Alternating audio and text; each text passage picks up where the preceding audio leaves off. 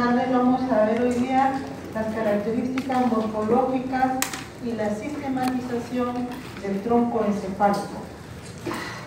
Esta pieza anatómica que ven ustedes corresponde al tronco encefálico, el cerebelo y su continuidad con el diencéfalo. Podemos apreciar aquí que se ha separado la parte de los hemisferios cerebrales y observamos acá la parte inferior del tronco encefálico que se continúa con la médula espinal. Pueden ver ustedes la forma redondeada y vemos en el tronco encefálico que está estrechamente relacionado con el cerebelo. Podemos observar acá cómo la región del puente se continúa con el cerebelo y hacia arriba el mesencéfalo se continúa con el diencéfalo. Entonces el tronco encefálico es una zona que comunica la médula espinal con el diencéfalo. También se denomina tallo cerebral. Vamos a señalar que tiene como límite inferior un plano que pase a nivel del agujero occipital o un plano que pase por debajo de la decusación piramidal. Hacia arriba está separado por el paso de la vía visual. Aquí ven ustedes el nervio óptico, el quiasma óptico, y esto es la cintilla óptica que abraza al mesencéfalo, marcando el límite superior del tronco encefálico. Está estrechamente relacionada con el cerebelo mediante tres haces denominados los pedúnculos cerebelosos y que cubren prácticamente la cara posterior del tronco encefálico. Este tronco encefálico se divide en tres regiones: el bulbo raquídeo, el puente y el mesencéfalo. Presenta una cara anterior, cara posterior y caras laterales. En esta cara anterior ustedes pueden observar que el límite inferior del bulbo es el plano que pasa por el agujero occipital y el límite superior es el surco bulbo protuberancial. La cara anterior del bulbo presenta un surco medio, que es la continuidad del surco medio de la médula espinal. Lateralmente al surco medio tenemos una prominencia de sustancia blanca que corresponde a la pirámide, donde se encuentra el haz córtico espinal. Lateralmente a la pirámide tenemos el surco preolivar y una masa de sustancia gris de forma ovoide que corresponde a la oliva vulvar. Detrás de la oliva vulvar está el surco postolivar. En el surco bulbo protuberancial al centro tenemos un agujero denominado agujero ciego. Luego, hacia la zona lateral, el ángulo pontocerebeloso. En la cara anterior del bulbo raquídeo debemos distinguir que este surco medio anterior en el tercio inferior se decusa. Ustedes pueden observar que aquí es una línea profunda, pero hacia el tercio inferior se decusan las fibras, van como un entretejido acá que va de un lado a otro. La cara anterior de la siguiente estructura corresponde a la protuberancia. Límite inferior el surco bulbo protuberancial, límite superior el surco pontomesencefálico.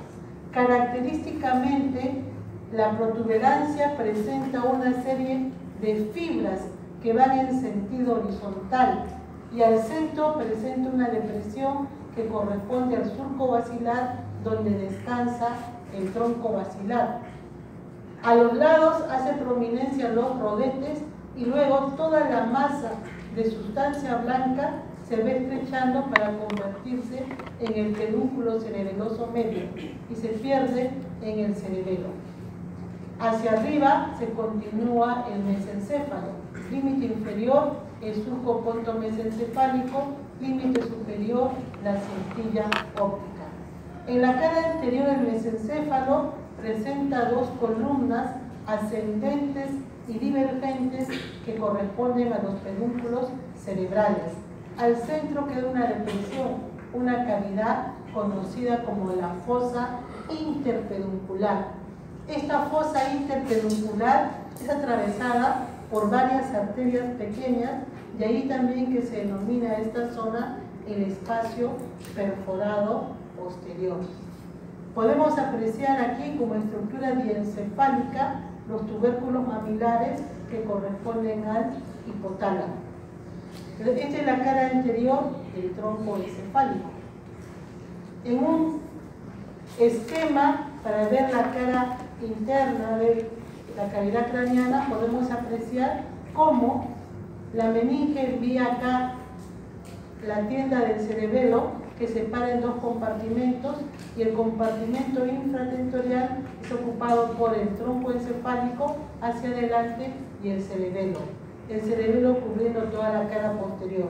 Y miren cómo la cara anterior del tronco encefálico descansa sobre el hueso occipital. Hacia abajo, el límite inferior dado por este plano que pasa entre el agujero occipital y la primera vértebra cervical. Podemos apreciar que entre el tronco encefálico y el cerebelo hay un espacio, una cavidad llamada el cuarto ventrículo, que se continúa hacia abajo con el conducto ependimario en la médula espinal y hacia arriba en el mesencéfalo con el acueducto de Silvio. En este esquema debemos además diferenciar que a lo largo del tronco encefálico podemos dividirlo en una zona anterior llamada el pie y una zona posterior llamado el tegmentum o calota. Solamente en la región mesencefálica aparece una tercera región llamada el techo o tectus, representada por la lámina cuadrigémina. En la división de la región, las tres zonas que hemos mencionado, y hemos ya señalado los límites, hemos señalado las partes y las estructuras que relacionan al tronco encefálico con el cerebelo son el pedúnculo cerebeloso superior, medio inferior y relacionan mesencéfalo, protuberancia y bulbo raquídeo. Y hemos señalado las partes.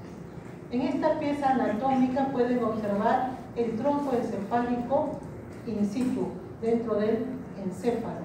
Observen ustedes cómo está relacionado con el cerebelo, cómo está continuando hacia arriba con el diencéfalo. Y aquí se ha separado y revisamos lo que hemos mencionado, las partes morfológicas que acabamos de señalar, las deben ustedes reconocer en esta vista de la cara anterior del tronco encefálico.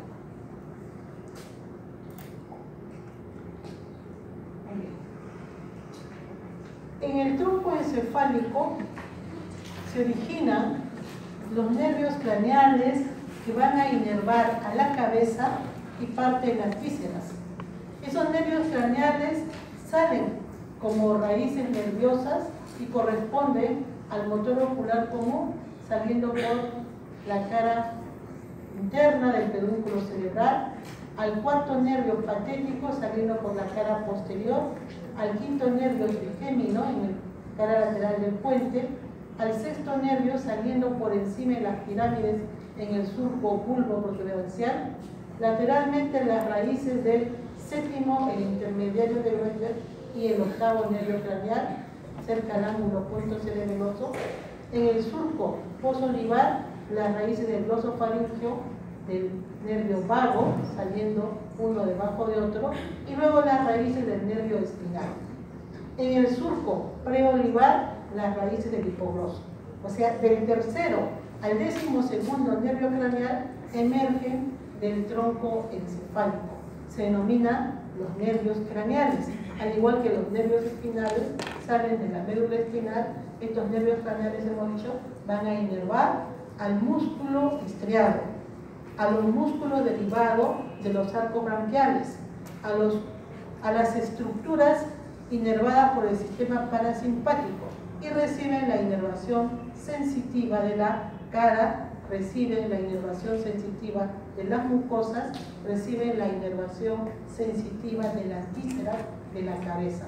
Entonces son los componentes que vamos a ver en el tronco encefálico. Entonces, recuerden ustedes las divisiones y las estructuras más características.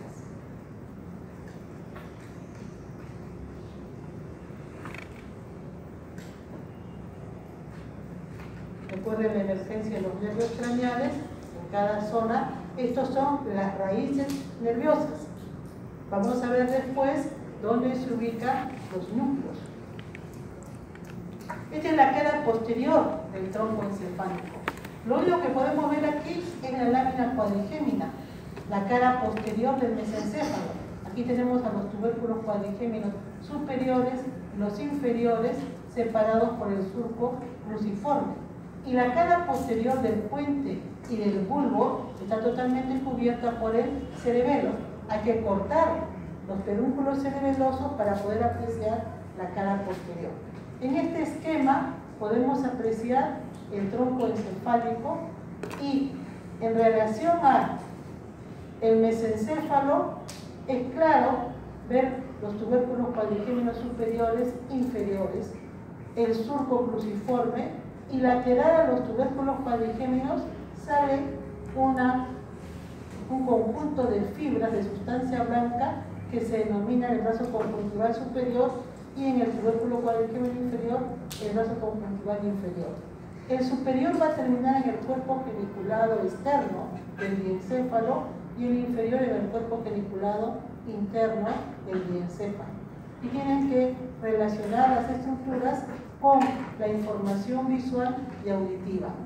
Debajo de los tubérculos cuadrigéminos inferiores, cerca de la línea media, emergen las raíces del cuarto nervio, del catético. Y en el vértice de los pedúnculos cerebelosos superiores vamos a encontrar el frenillo y el origen acá, la inserción del velo medular superior o válvula de Biot-Savart. En relación al puente y al bulbo, debemos señalar que aparece una estructura de forma romboidal que corresponde al piso del cuarto ventrículo. Si dividimos con una línea este rombo en dos, en un triángulo superior y un triángulo inferior, vamos a notar que el triángulo superior corresponde a la cara posterior del puente. Allí distinguimos que un lado del triángulo superior está formado por los pedúnculos cerebelosos superiores.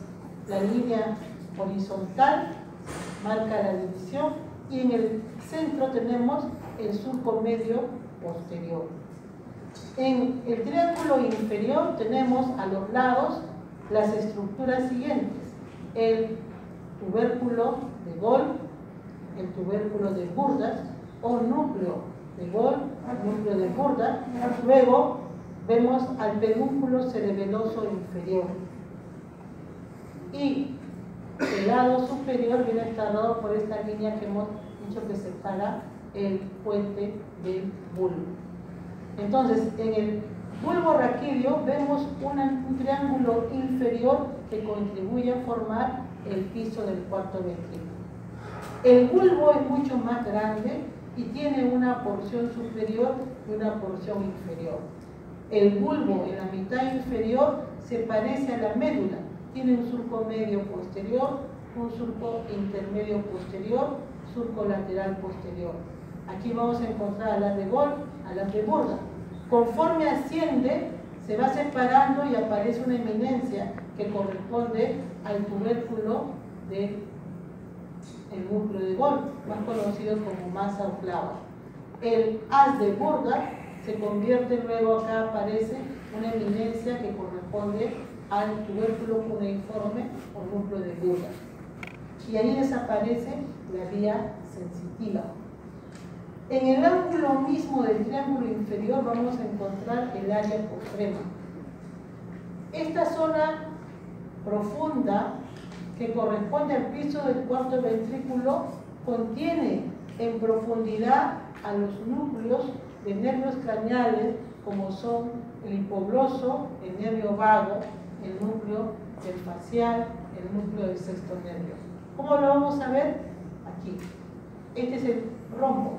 Un lado, pedúnculo cerebeloso superior, pedúnculo cerebeloso inferior, en el ángulo mismo, el pedúnculo cerebeloso medio. Por fuera de la línea media está el surco limitante, o surco limitans. En el triángulo inferior, cerca de la línea media, encontramos un triángulo que se conoce como el ala blanca interna. Este triángulo que ven acá representa en profundidad al núcleo del hipogloso. Por fuera de él existe una estructura como un reloj de arena que se ve en un color un poco más oscuro, de ahí el nombre de ala gris, también conocido como el triángulo de Vago. En esta zona vamos a encontrar al núcleo denominado neumogástrico o núcleo dorsal del vago. Por fuera de esta zona, hacia el ángulo lateral, toda esta área corresponde al ala blanca externa y vamos a encontrar en esta zona a los núcleos vestibulares. Hacia la línea media, por encima del puente, a este nivel, hay una eminencia redondeada, eminencia arterios y eminencia redondeada, que corresponde a la presencia del núcleo del sexto nervio, el motor ocular externo. Pero hace prominencia porque el fascículo motor del nervio facial viene y da una vuelta alrededor del núcleo, formándole una rodilla, y eso permite que haga eminencia, haga prominencia en esta zona. Por encima tenemos a la fosita superior. Entonces, en la cara posterior del tronco encefálico vamos a encontrar varios accidentes. Lo más fácil es la cara posterior del mesencéfalo, la lámina cuadriquémina. Luego, la cara posterior del puente presenta el triángulo superior del rombo que forma el piso del cuarto ventrículo. Y el bulbo raquídeo tiene dos zonas. La mitad superior corresponde al triángulo inferior del rombo que forma el piso del cuarto ventrículo. Y la parte inferior se parece mucho a la médula y contiene a las vías ascendentes sensitivas, como son el haz de Gol y el haz de Burda, llegando a sus núcleos respectivos. Esta zona medial se parece a la punta de una pluma fuente, de las antiguas, y a esto se le denominaba, ¿no?, el calamus scriptorius, y de ahí sale acá un conjunto de fibras que se conocen como las estrías acústicas, que van en sentido horizontal. En la pieza anatómica fresca se puede apreciar fácilmente esto. Esta es una maqueta donde se han esquematizado lo que hemos mencionado. Era el surco medio posterior, el surco intermedio posterior, el haz de Gol cerca de la línea media, el haz de Burda. Son vías ascendentes sensitivas, recuerden ustedes, que van a llegar el haz de Gol al núcleo de Gol, conocido como masa flava, que va a llegar el haz de Burda al tubérculo cuneiforme, ¿no? Y vamos a ver el cordón lateral en la zona más externa. Luego el pedúnculo cerebeloso inferior aparece reemplazando ya a estas estructuras que desaparecen. Las estrías acústicas que hemos mencionado, el surco medio y luego el surco limitante separando los núcleos. El trígono o ala blanca interna, el trígono del vago o ala gris, la eminencia teres y el ala blanca externa o área vestibular, pedúnculo cerebroso medio, la eminencia media, el pedúnculo cerebroso superior, y hacia arriba los tubérculos cuadrigéminos que hemos mencionado y los brazos conjuntivales que se dirigen a los cuerpos peniculados en el diencéfalo. Esta es una muestra de una pieza anatómica fresca donde se puede apreciar, ¿no?, la eminencia teres muy bien redondeada, aquí el trígono del hipogloso, el trígono del vago. Esta es la vista lateral del tronco encefálico, donde pueden observar ustedes muy bien aquí a este núcleo que es la oliva vulvar, el surco bulbo-protuberancial, las raíces del nervio triquémino, aquí las raíces del nervio octavo, y el surco pontomesencefálico con la ascendencia del pedúnculo cerebral. Este corte medial permite apreciar lo que hemos señalado, el pie, la calota y en esta zona el tecto. Como el cuarto ventrículo, que es este espacio, se comunica con el tercer ventrículo mediante el acueducto de Silver.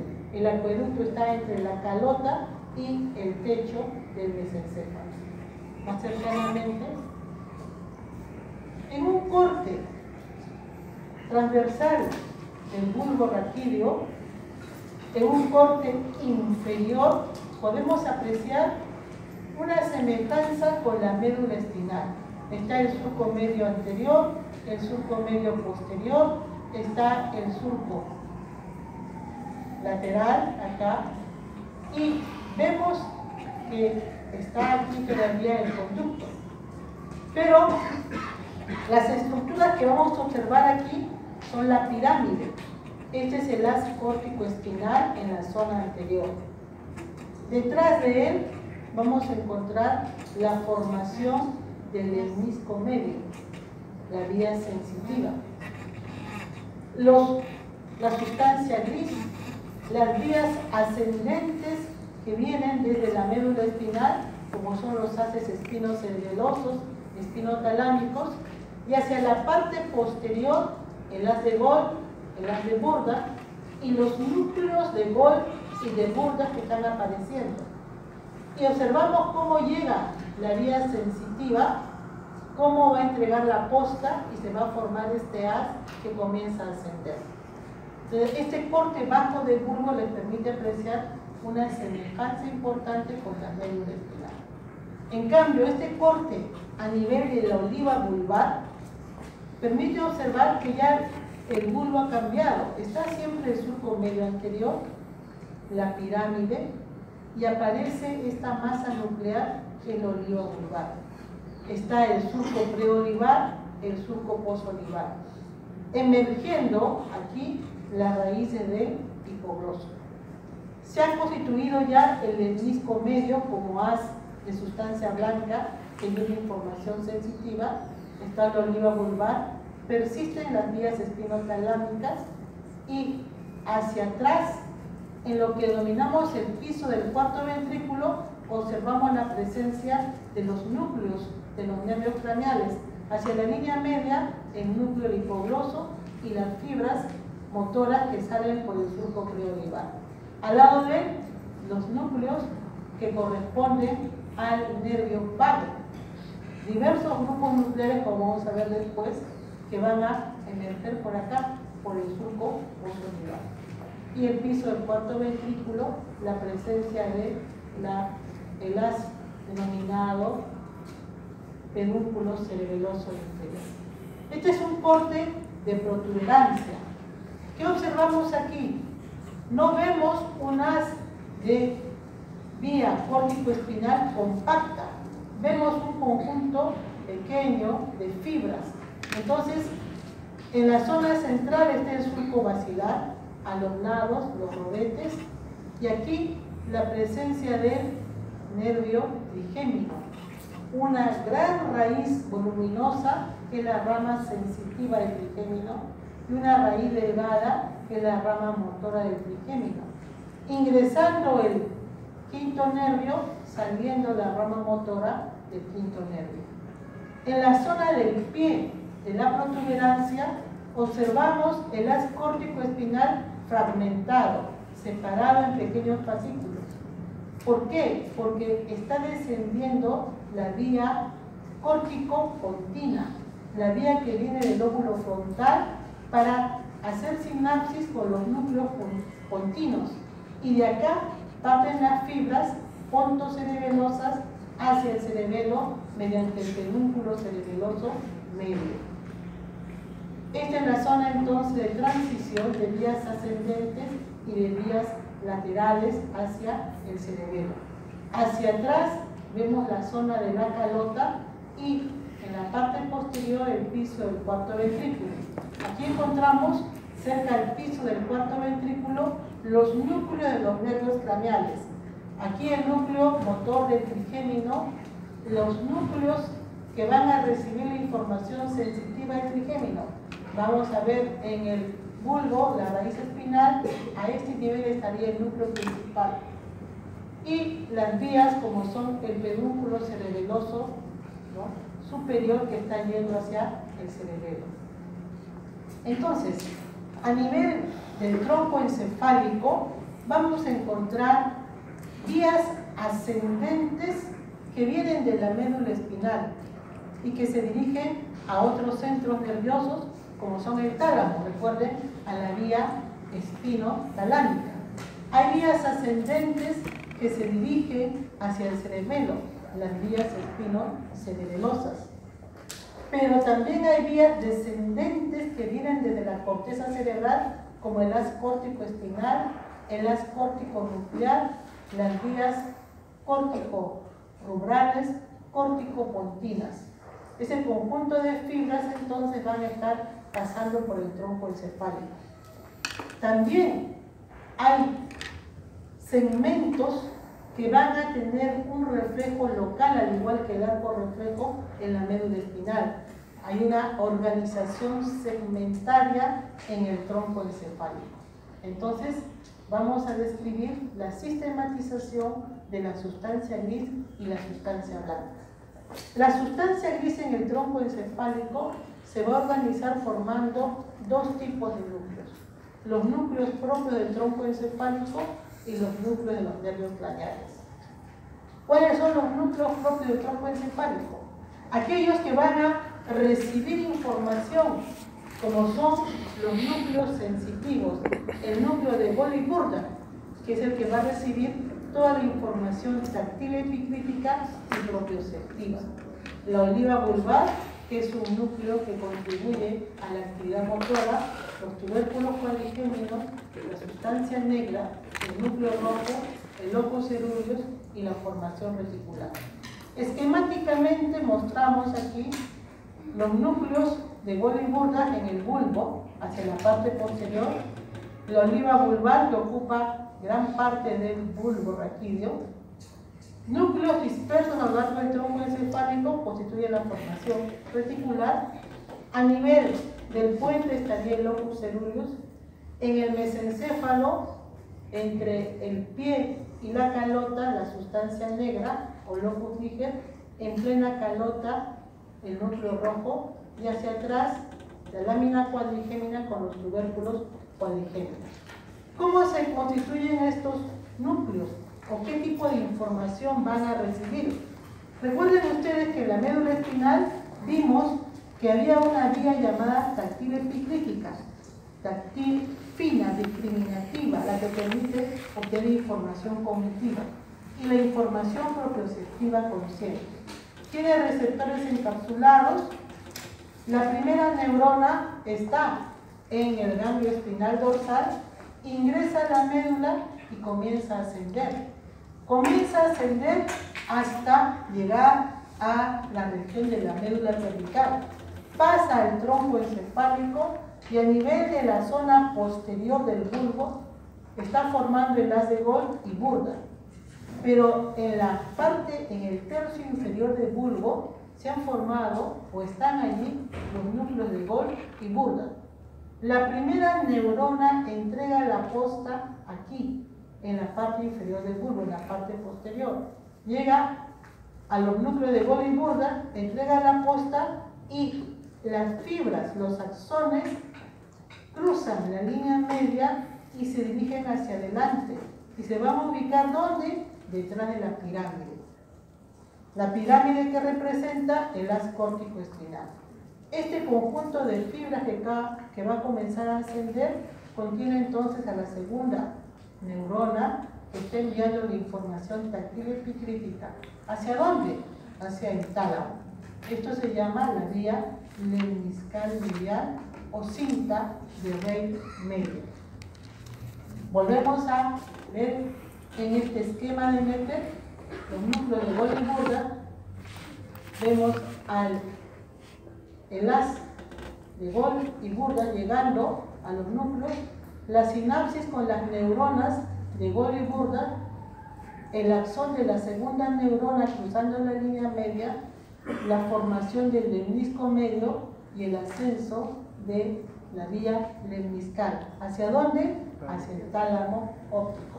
¿Qué parte del tálamo? Al núcleo ventro-posterolateral.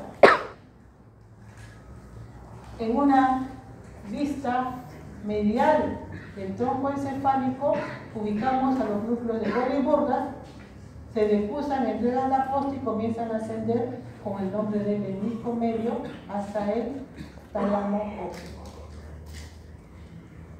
El siguiente núcleo es la oliva vulvar, que está en la zona del bulbo raquídeo, en la zona anterolateral. La oliva vulvar es un núcleo que contribuye a la actividad motora. Tiene fibras que llegan desde la médula espinal y se denomina espina olivar. Las fibras que salen de la oliva se denominan olivo espinal y van hacia la médula, pero también desde la oliva parten fibras hacia el cerebelo. Van a constituir un triángulo motor que contribuye a la coordinación de los movimientos, especialmente de la musculatura, ¿no?, del velo del paladar. Cuando por algún motivo se daña este conjunto de fibras, aparecen movimientos involuntarios llamados mioclonías. El oliva vulvar. La sustancia negra o locus niger se encuentra entre el pie del mesencéfalo y la calota. Estas neuronas tienen en su interior, ¿no?, melatonina. Son sustancias, neuronas que elaboran un neurotransmisor llamado dopamina. Son neuronas dopaminérgicas. Estas neuronas envían sus fibras hacia la denominada estructura del cuerpo estriado, donde están los ganglios basales, núcleo caudado, núcleo lenticular. Por eso es el nombre también de fibras nigroestriadas. Y la sustancia negra recibe fibras provenientes de los ganglios basales, denominadas estrio-nígricas. Entonces, la comunicación de la sustancia negra con los ganglios basales permite la coordinación, la grabación de la información motora, permite la velocidad, la iniciación del movimiento con fineza. El músculo no está totalmente relajado o está flácido, está en un estado de semicontracción listo para el movimiento. Entonces, como está listo para el movimiento, los cambios de movimiento son suaves, son rítmicos. Cuando se daña esta comunicación, se pierde ese control. Entonces aparecen trastornos del tono muscular, lo que se llama la rigidez, la hipertonía. Aparece una lentificación del movimiento. Hay disminución de la actividad motora y lo más grave, aparece el movimiento involuntario. La interrupción de esta comunicación de la sustancia negra con los ganglios basales da origen a un síndrome denominado el síndrome parkinsoniano, en el que la persona no tiene expresión facial debido a la falta de movimiento, los músculos, está como una máscara. El cuerpo, debido a la marcada hipertonía, se inclina hacia adelante y la persona camina a pasos cortos y cada vez el movimiento se hace más rápido y puede perder el reflejo postural y caerse. Y aparece un movimiento involuntario que es el temblor de reposo. Entonces las personas están así, que es lo que se denominaba antes la parálisis agitante, ¿no? El síndrome parkinsoniano, que van a ver mucho en sus clases cuando lleguen a clínica neurológica. Desde entonces la sustancia negra parte en fibras hacia los ganglios basales, fibras de ida y vuelta. En este corte de mesencéfalo pueden apreciar la fosa interpeduncular, el pie del pedúnculo cerebral, pueden apreciar la zona donde está la sustancia negra y la calota con núcleos como el núcleo rojo, el núcleo motor ocular común. Esto es el acueducto de Cilio, la sustancia gris periacueductal y atrás los tubérculos cuadrigénicos. El otro núcleo importante en el mesencéfalo es el núcleo rojo, ubicado en plena calota mesencefálica. es un núcleo motor. Este núcleo es tan importante que hay un fascículo que viene de la corteza motora, desde la corteza frontal, el haz córtico rubral. Entrega la información al núcleo rojo y de aquí parte un conjunto de fibras hacia la médula, formando el haz denominado rubro espinal. Y antes de descender, se decusa. Este haz rubro espinal va a acompañar al haz córtico espinal en su descenso por la médula espinal. Va a inervar específicamente a las extremidades superiores, quiere decir que termina a nivel cervical. Entonces interviene en la regulación motora. Haz rubro espinal saliendo del núcleo rojo. Cuando se lesiona este núcleo o sus fibras, aparece un temblor llamado temblor rubral. Entonces aquí es para que ustedes puedan recordar que desde la corteza cerebral desciende el haz córtico rubral, pero el haz córtico espinal que sale para inervar voluntariamente a la musculatura estriada va a ir acompañado del haz rubro espinal. Esta es una vista posterior del tronco encefálico mostrando los tubérculos cuadrigémenos superiores e inferiores. Y aquí se ha puesto en dos cuadros diferentes por la función. Los tubérculos cuadrigémenos superiores se relacionan con las vías visuales y van a estar interviniendo en los movimientos oculares. Cuando ustedes siguen, por ejemplo, este haz de luz que ven en el puntero, están moviendo los ojos guiados por el estímulo visual. Eso se debe gracias a que la vía visual, cuando se dirige hacia el cuerpo geniculado externo, deja un conjunto de fibras que se van al tubérculo cuadrigémino superior. Y de allí esas fibras van a descender para poder estimular a los núcleos que mueven los globos oculares, al motor ocular común, al motor ocular externo, al patético. Intervienen, por lo tanto, en los movimientos oculares guiados por el estímulo visual. Van a estar entregando información entonces hacia el cuerpo geniculado lateral también y van a intervenir en los reflejos oculares. Además de eso, el núcleo del tubérculo cuadrigémino superior envía fibras descendentes hacia la médula espinal, formando el haz tectoespinal. Las fibras descienden y antes de descender se cruzan. Van a llegar hasta la médula cervical para que coordinen los movimientos de la cabeza y el cuello cuando la cabeza se mueve mirando los objetos. Si yo digo, miren ustedes aquí, miren acá, miren acá, miren acá, su cabeza se está moviendo. Entonces, esos movimientos, ¿no?, se deben gracias a la coordinación que hay entre el estímulo visual. No perder el punto se debe a los movimientos del globo ocular, pero además la facilitación del movimiento de la cabeza se debe a la comunicación que hay entre este núcleo y la inervación motora de la cabeza y del cuello. El aspecto espinal entonces termina en la médula cervical. Los tubérculos cuadrigéminos inferiores tienen relación con la vía auditiva. Toda la información auditiva hace estación en este tubérculo cuadrigémino inferior. De allí, gracias al brazo conjuntival inferior, llega al cuerpo geniculado interno y de ahí irá a la corteza temporal. Además de eso, esta estructura envía fibras hacia los núcleos oculomotores para que se pueda producir el reflejo.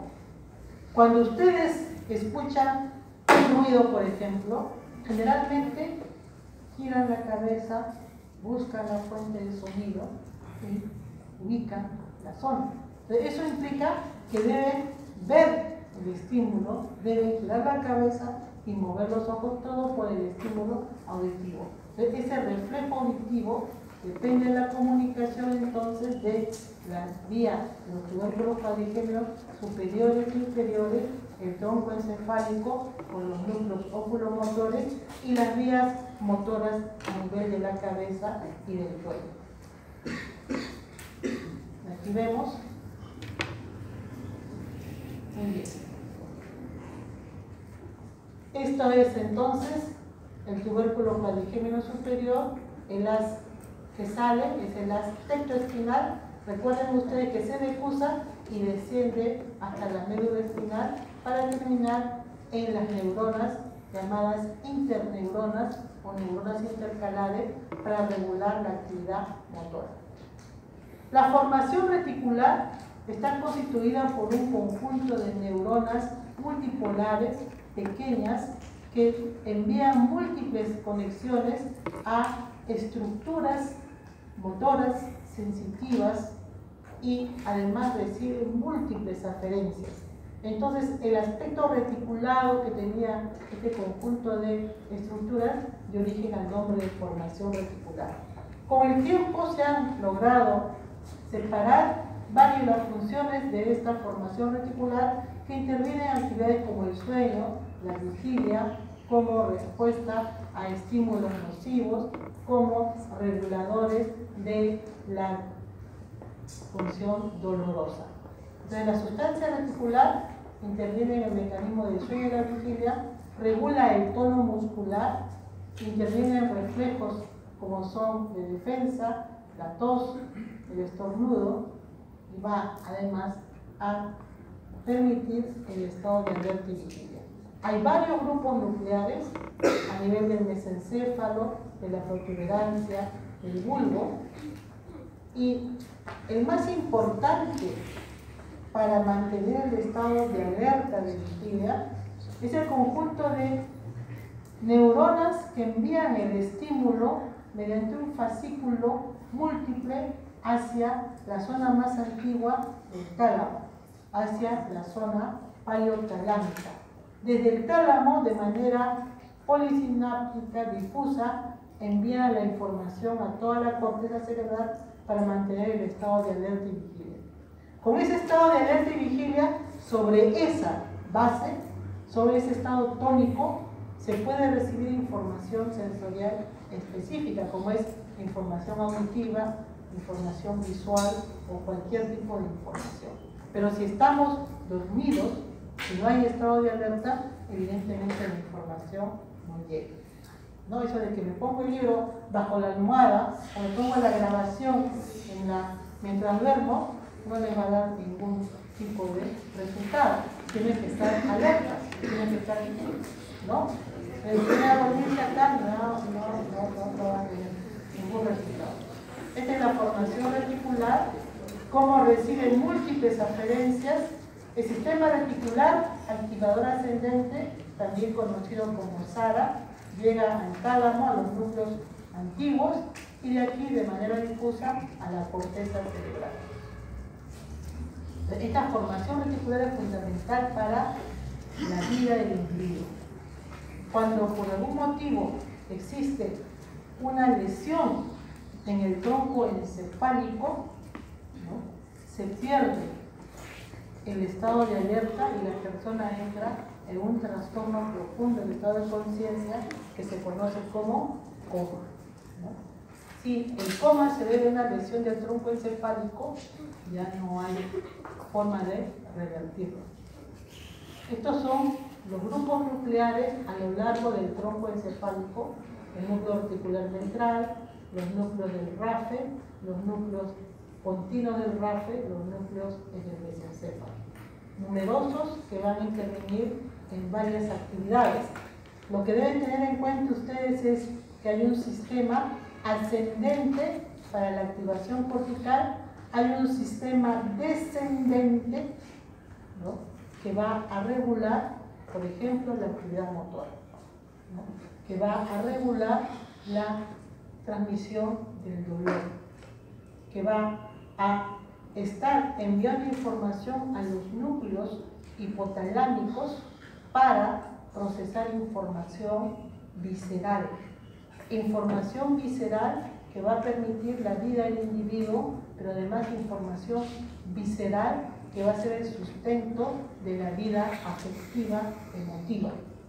El dolor, por ejemplo, es un estímulo nocivo que habla de pérdida de la integridad, ya sea somática, estructural, o pérdida de la integridad emotiva, ¿no? Si a alguien le cortan una mano, evidentemente eso causa dolor, es una pérdida estructural. Pero si alguien pierde a un ser querido, como la madre, el padre, o el hijo, o el hermano, es una pérdida afectiva.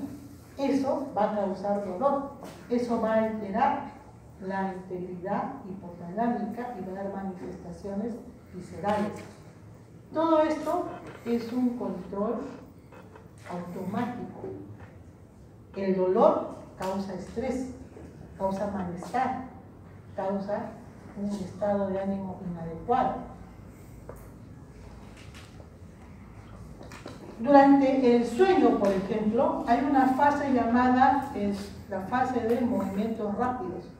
En ese momento de sueño profundo se producen los ensueños, especialmente a colores, y se produce además una gran actividad simpática. Aumenta la presión arterial, aumenta la frecuencia cardíaca, se produce la eyaculación, etc.